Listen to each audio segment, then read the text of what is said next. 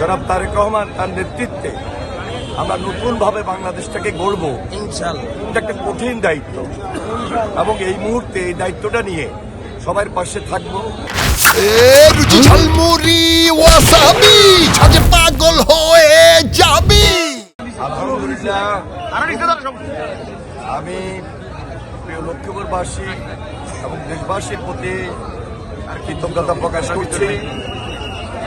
এই মুহূর্তে দায়িত্বটাও বেশি। আল্লাহ তাআলা যেন আমাকে সেই তৌফিক দেন সবার আমানত রক্ষা করে সম্পূর্ণ দায়িত্বটা যেন সুন্দরভাবে পালন করতে পারি।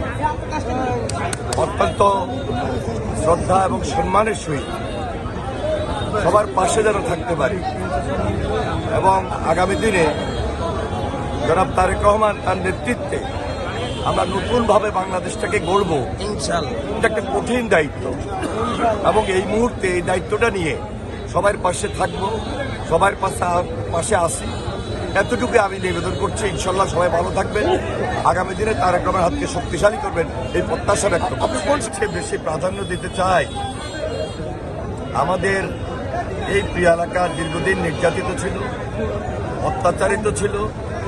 আমরা সবাই মিলে অত্যন্ত শ্রদ্ধা সম্মান এবং স্বাভাবিক জীবনযাপনের মধ্যে যেন এলাকায় বসবাস করতে পারি, সবার প্রতি আমার সেই স্বাভাবিক এবং সুন্দর একটা পরিস্থিতি নিয়ে যেন বেঁচে থাকতে পারি, সবাই মিলেমিশে থাকতে পারি, সেই দিকে আমি সবচেয়ে বেশি নজর দিচ্ছি।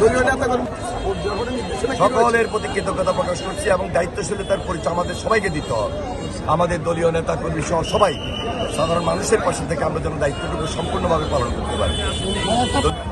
জনাব চেয়ারম্যান, আমাদের চেয়ারম্যান জনাব তারেক রহমানের নির্দেশে আমরা প্রত্যেকটা মসজিদে দোয়া মাহফিলের আয়োজন করেছি এবং সবার প্রতি আমরা অনুরোধ রাখছি সবাই মিলেমিশে যেন এই এলাকায় সবার মধ্যে আমরা সুন্দর একটা সৌহার্দ্যপূর্ণ পরিবেশ রাখার মধ্য দিয়ে দায়িত্বশীলতার পরিচয় দিতে পারি।